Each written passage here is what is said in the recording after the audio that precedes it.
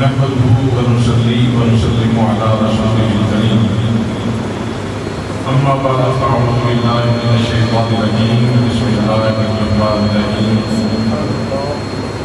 رب اجعلني مقيم الصلاة ومن ذريتي صدق الله مولانا العظيم وصدق رسوله النبي الكريم الأمين المرحوم الصلاة والسلام عليك يا سيدي يا رسول الله وعلى آلك وأصحابك يا سيدي يا حبيب الله. زیب مسجد صدارت پربردائے آوشی محمد جگر گوشائے حضور سیدی ضیاء الرحمت تصویر حضور سیدی ضیاء الرحمت حضور سیدی و مرشدی حضرت قبلہ علامہ ڈاکٹر میر ابوالحسن محمد شاہ صاحب الازہری دامت فیوض القرآنیہ استعارہ مدانش استاد العلماء والمشائخ استاد المکرم جناب حضرت علامہ مولانا پروفیسر حافظ احمد بخش صاحب، میزبان محترم مخلصی فی اللہ پیر طریقت رحمت شریعت جناب حضرت علامہ مولانا پیر مشتاق احمد شاہ صاحب الازہری،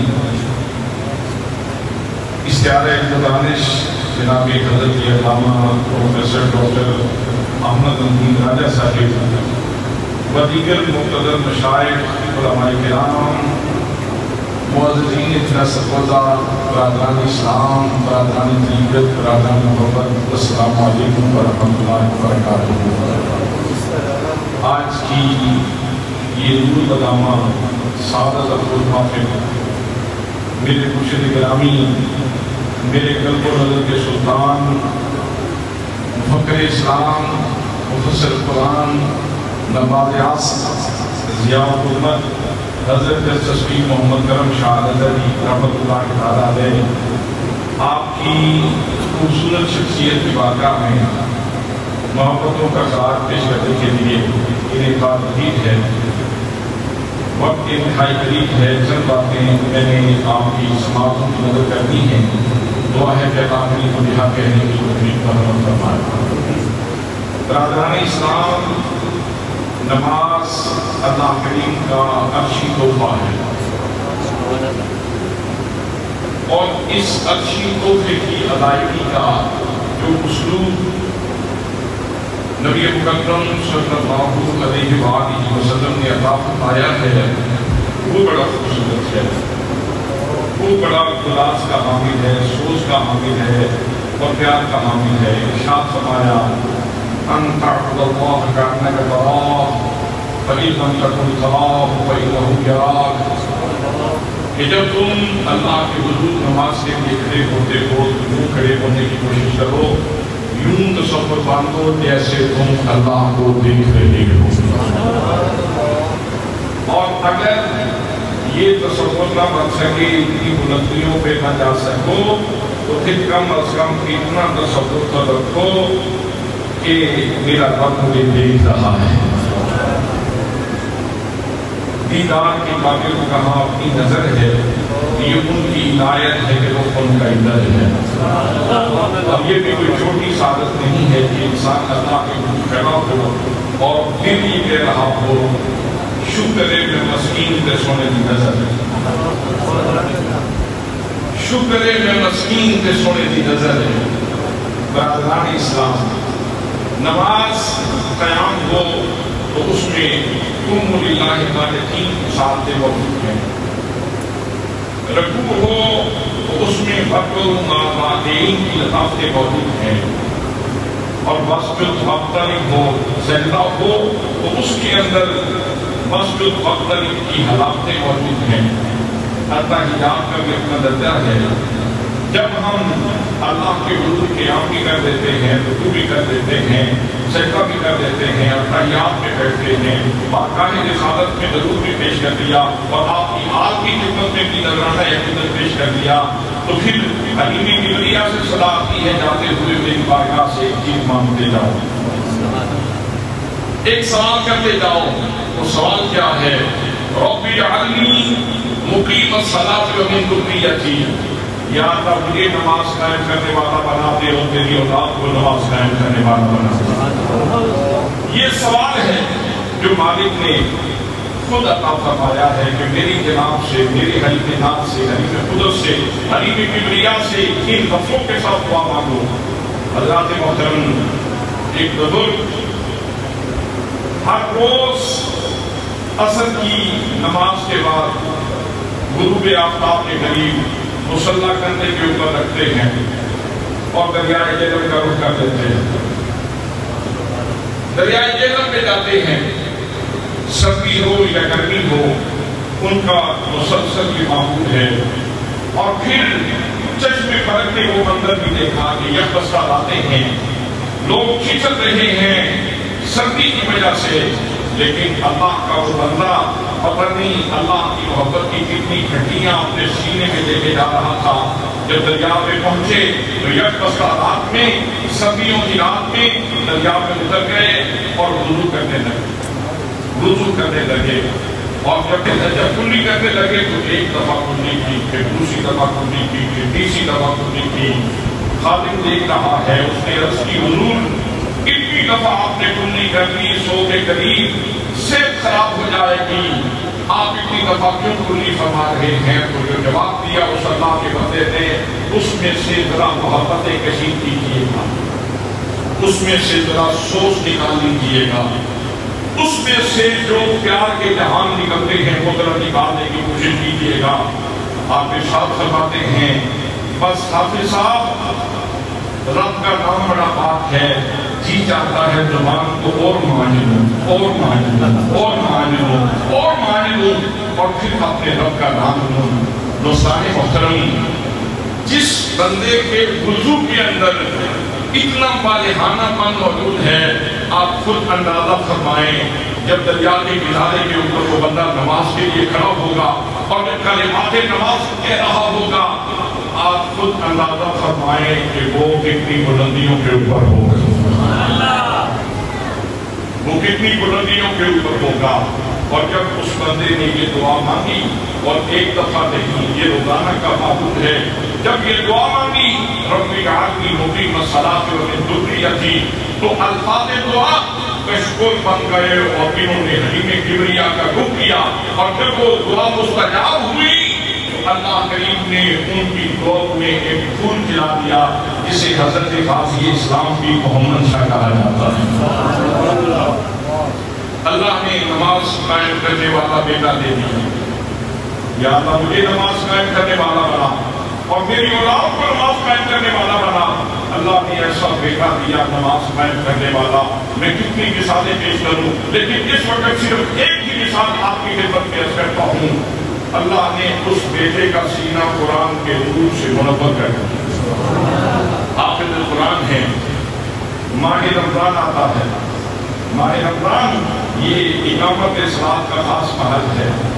ماہ رمضان قریب آتا ہے تو ایک مہینہ پہلے اپنے گھر والوں کو ارشاد فرما دیتے ہیں جو کوئی خرچہ وغیرہ آپ نے لینا ہے، کوئی چیز منگوانی ہے مجھے بتا دیں، میں آپ کو لا کے دوں، لیکن ماہ رمضان آ رہا ہے، ماہ رمضان میں میری مصروفیات کی وجہ سے شاید میں تمہاری ڈیمانڈ پوری نہ کر سکوں۔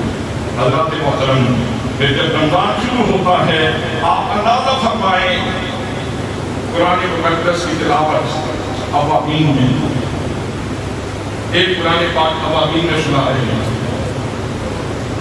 ایک قرآن مقدس صلاۃ تراویح میں سنا رہے ہیں، ایک قرآن مقدس نماز تہجد میں سنا رہے ہیں، ایک قرآن مقدس رمضان کی آخری عشرہ کی راتوں میں سنا رہے ہیں۔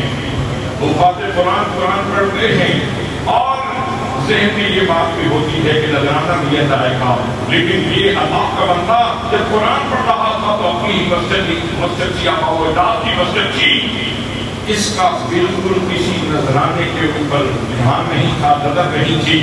اس کی نظر جب بھی اٹھتی تھی اپنے رب کی طرف اٹھتی تھی، اپنے رب کی طرف اٹھتی تھی. اب آپ خود اندازہ فرمائیں کہ اس بندے نے اتنے اخلاص سے، محبت سے، اطاعت سے اللہ کے پیار میں ڈوب کر 4 دفعہ قرآن پاک سنایا ہے. جب اس نے دعا مانگی ہوگی ربی اجعلنی مقیم الصلاۃ ومن ذریتی، تو پھر اللہ نے اجابت کا سہرا کیسے پہنایا؟ اللہ نے قبولیت کا سہرا کیسے پہنایا ہوگا؟ حضرات دعائیں 2 ہو گئی، امیر الصالحین کی دعا اور حضرت علی اسلام کی دعا. حضرت علی اسلام کی دعا. اب ان دونوں ہستیوں کی دعائیں جب حلیم کبریا پہ پہنچی، دعائیں تھی ہماری اولاد کو نماز قائم کرنے والا بنا دے، تو پھر اللہ نے تو اس خاندان کو تحفہ عطا فرمایا. اس مرتبے کے اندر کو ضیاء الامت حضرت اسقی محمد کرم شاہ نعرہ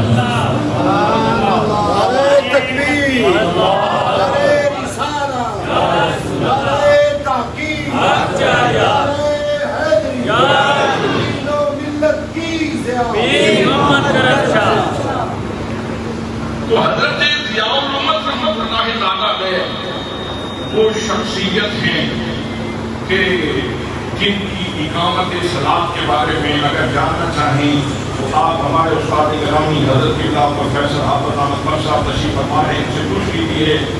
جب عدالت کے دن تھے، عمر کا آخری حصہ تھا، عدالت کے دن تھے اور اساتذہ کرام حاضر ہوئے. حضور اب آپ مسجد نہیں جا سکتے، آپ مہربانی کریں ہم یہاں آ جائیں گے، آپ کے کمرے میں جماعت ہو جائے گی. تو ارشاد فرمایا تمہیں یاد نہیں کہ جب میرے آقا کریم صلی اللہ علیہ وسلم کی عدالت کے دن تھے تو حضور نماز کے لیے جاتے تو آپ کے قدموں کے لکیریں زمین کے اوپر رکھی تھیں. کرم شاہ چاہتا ہے کہ اپنے نبی کی سنت کو زندہ کرنا، جس کی ہر ادا سنت مصطفیٰ. ایسے پیر طریقت پہ، ایسے پیر طریقت پہ، ایسے پیر طریقت پہ. حضرات محترم پھر بندے 3 ہو گئے، پھر 3 دعائیں گئیں، پھر 3 دعائیں مستجاب ہوئیں.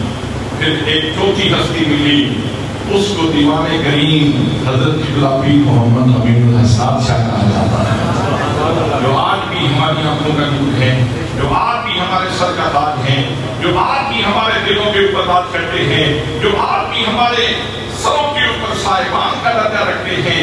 اللہ کریم آخری عمر میں صحت میں برکت فرمائے. میرے دوستو، میں حضرت ضیاء الامت رحمۃ اللہ تعالیٰ علیہ کے حوالے سے عرض کرتا ہوں. حضرت ضیاء الامت صرف خود ہی نماز قائم کرنے والے نہیں، بلکہ آپ نے اقامت نماز کے مساجد قائم فرمائے. ایسے مساجد قائم فرمائے جہاں سے اقامت نماز کا شعور ملتا ہے.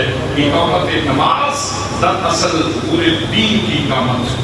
ان الصلاۃ تنہی عن الفحشاء والمنکر، نماز تمام برائیوں اور بے حیائیوں سے روکتی ہے.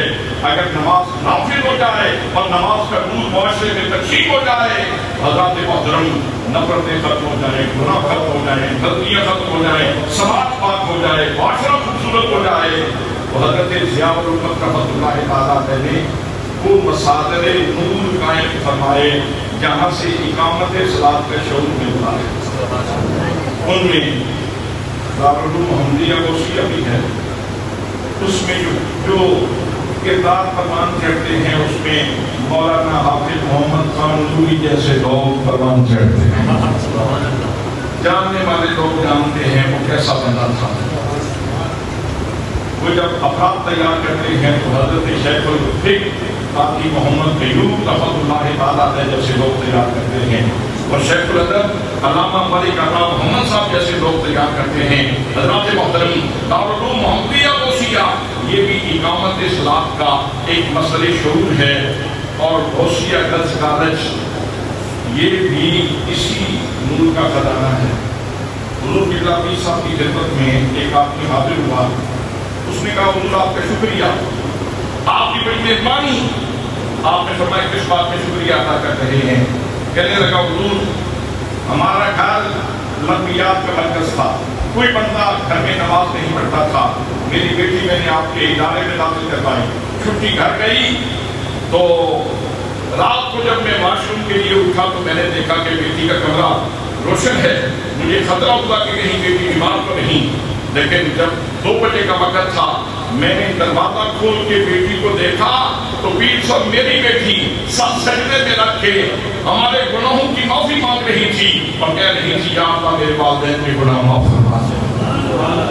پیر صاحب میری بیٹی رو رہی تھی, اس نے مجھے بھی رلا دیا. وہ انقلاب کی گھڑی تھی ہمارے گھر میں. پہلے کوئی بندہ نماز نہیں پڑھتا تھا, آج ہمارے گھر کے سارے لوگ نمازی ہیں. پہلے کوئی قرآن نہیں پڑھتا تھا, آج سارے قرآن مقدس کی تلاوت کرتے ہیں. حضرات محترم حضور ضیاء الامت نے اقامت اصلاح کے شعور کے مصادر قائم فرمائے ہیں, اور ایک بہت بڑا مصدر اور اسی پہ میں اپنی گفتگو کو سمیٹ لوں گا, وہ ضیاء القرآن کی صورت میں ہے. قرآن مقدس میں 750 سے زیادہ مرتبہ نماز کا حکم ہے.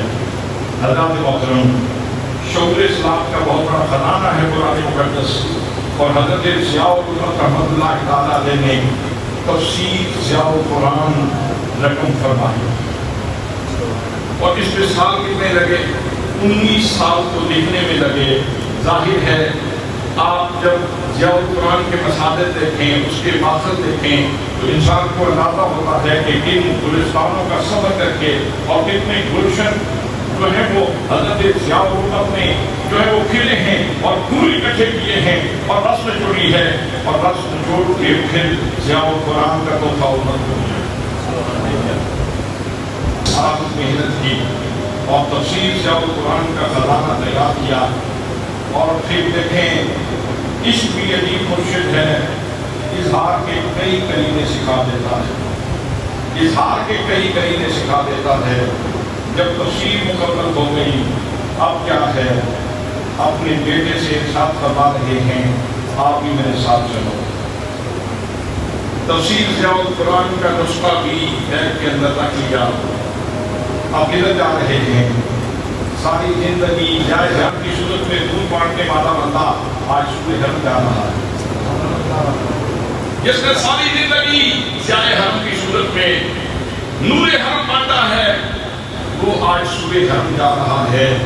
اب یہ ضیاء القرآن کا نسخہ بتا رہا ہے کہ دل کتنی پاکیزگیوں سے پالا بھاگ ہے. آپ خود سوچیں, اور جب میں آپ کو واقعہ عرض کروں گا تو آپ خود اندازہ فرما لیں گے کہ خیالات میں عشق رسول کی خوشبو کی کتنی مہکات تھی جب صبح حرم جا رہے تھے. جب صبح حرم جا رہے تھے تو خیالات میں عشق رسول کی خوشبو کی کتنی مہکات تھی. حضرات محترم جب میرے آقا کی بارگاہ میں پہنچے مدینہ طیبہ میں, تو شہر طوبہ کی فضاؤں نے طبیعت تو پہلے بھی لطیف تھی اور اضافہ کر دیا. لطافت میں گلاس میں اور اضافہ کر دیا. وہ جو بھیلا شریف میں مدینہ طیبہ کا لفظ سن کر آنسوؤں سے آنکھیں جن کی لبریز ہو جاتی ہیں, جب وہ مدینے میں ہوں گے تو پھر کیفیت کیا ہوگی؟ مدینے میں ہوں گے تو پھر کیفیت کیا ہوگی؟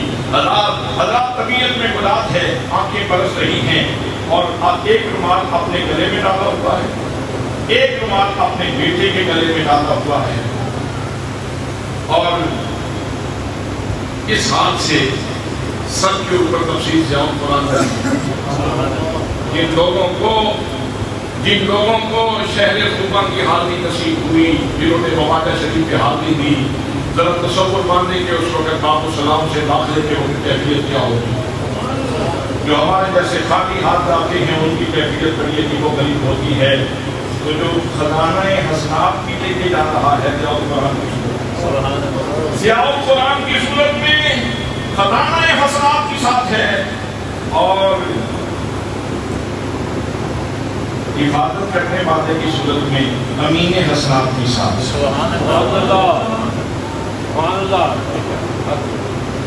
امین حسنات کے ساتھ ہے, اور خزانہ حسنات کے ساتھ ہے, نذرانہ حسنات کے ساتھ. نذرانہ حسنات قرآن سارے کا سارا آپ کی حسنات جمیلہ کا کام ہے. تو یہ نذرانہ حسنات سب کے اوپر رکھا ہے. اور امین حسنات کے گلے میں رومال ڈالا ہوا ہے، آنکھیں برس رہی ہیں اور برستی آنکھوں کے ساتھ، یعنی یوں کہہ لیں کہ آنسو بھی ضرور پڑ رہے تھے، دل کی دھڑکنیں سلام پڑ رہی تھی، دل کی دھڑکنیں سلاموں اور درودوں کا تحفہ اپنے آقا کے حضور پیش کر رہی تھیں۔ اور جب یہ آقا کے مزار اقدس کے سامنے آتے ہیں، مواجہ شریف کے سامنے، تو پھر تو آنسوؤں کے بندر ہی ٹوٹ گئے، پھر تو پردے ٹوٹ گئے، اور پھر یہ اللہ کا بندہ اپنے پیارے محبوب صلی اللہ علیہ وسلم کی بارگاہ میں روتی آنکھوں کے ساتھ عرض کر رہا ہے، ہچکیاں بندی ہوئی ہیں اور عرض کر رہے ہیں، میرے آقا یہ میری کل پونجی ہے، اس کو قبول فرما دیں۔ میرے آقا یہ فقیر کی کل پونجی ہے، اس کو قبول فرما دیں۔ حضرات، ہم بالکل تسلیم کرتے ہیں کہ تفسیر کبیر بھی ایک تفسیر ہے، ہم یہ بھی تسلیم کرتے ہیں کہ تفسیر بصری بھی علم کا بہت بڑا خزانہ ہے، تصوف کا خزانہ ہے، ہم یہ بھی تسلیم کرتے ہیں کہ روح المعانی بھی معانی کا خزانہ ہے۔ سارے مفسرین، اہل سنت کے عظیم لوگ، ہم ان سب کی عظمتوں کو سلام پیش کرتے ہیں۔ بڑی بڑی ہستیاں پیدا ہوئیں، لیکن اس انداز میں اپنے کلموں کے تاج کا تحفہ کسی نے پیش نہیں کیا بارگاہ مصطفیٰ میں، جیسے میرے حضور ضیاء الامت نے پیش کیا ہے، جیسے میرے ضیاء الامت نے پیش کیا ہے۔ اور آپ جانتے ہیں کہ ضیاء القرآن کیا ہے۔ بس آخری بات سن لیں، اگلے دن میانی میں میری تقریر تھی، وہاں ایک علامہ راحیل احمد رضوی صاحب ہیں، جامعہ قادریہ فیصل آباد سے فارغ التحصیل، وہ بتانے لگے کہ میں اس وقت پڑھتا تھا دورہ حدیث کی کلاس میں، ایک مسجد میں میری رہائش تھی، وہاں ایک نوجوان عیسائی میرے پاس آیا اور اس نے آ کے کہا کہ مولانا مجھے کلمہ پڑھا دیا۔ میں نے اپنی سعادت کے لیے بھی اور اس کی سعادت کے لیے بھی کلمہ پڑھا دیا۔ پھر میں نے پوچھا، میاں یہ کلمہ پڑھتے کیوں ہو؟ آخر کس چیز نے مجھے آبادہ کیا؟ تو وہ کہنے لگا کہ میرے کسی دوست نے مجھے ضیاء القرآن کا تحفہ دیا تھا، جب تفسیر ضیاء القرآن کا نور میری آنکھوں کی روشنیوں سے میرے شعور کے دروازے پہ پہنچا تو اس نے میرے دریچے کھول دیے ذہن میں، اس نے میری فکر کے دریچے کھول دیے اور میرے دل نے کہا کہ مجھے مسلمان ہونا چاہیے، مجھے کلمہ پڑھنا چاہیے، لیکن معاشرتی دباؤ تھا، ماں کیا کہے گی، باپ کیا کہے گا، بھائی کو کیسے پیش کروں گا، دیگر لوگوں کو کیسے پیش کروں گا، میں نہیں کلمہ پڑھ رہا تھا۔ پھر اگلے دن 2 دن پہلے اس طرح ہوا کہ خواب میں ایک بزرگ تشریف لے آئے، سفید تیش بزرگ تھے، مجھے کہانے لگے کہ جب حقیقت آشکار ہو چکی ہے، جب حقیقت منکشف ہو چکی ہے تو کلمہ پڑھ کے محمد رسول اللہ کے غلام کیوں نہیں بن جاتے؟ تو میں نے پوچھ لیا، حضرت آپ کون ہیں؟ فرمایا میں ہی وہ پیر محمد کرم صاحب ہوں جس نے تفسیر ضیاء القرآن میں کی ہے۔ حضرت محترم، یہ وہ نور ہے جو حضرت ضیاء الحق رحمۃ اللہ تعالیٰ علیہ نے بانٹا ہے، اپنوں کو اور زیادہ سعادتیں نصیب ہوئیں اور بیگانے اپنے ہو گئے۔ تو ہمیں بھی یہ اللہ پاک شعور کی عطا فرمائے اور قبولیت کی عطا فرمائے کہ ہم یہ دعا مانگیں اور پوری قلبی حضوری کے ساتھ مانگیں، رب اجعلنی مقیم الصلاۃ ومن ذریتی، یا اللہ مجھے بھی نماز قائم کرنے والا بنا دے اور میری اولاد کو بھی نماز قائم کرنے والا بنا دے۔ وما علیہ الا البلاغ۔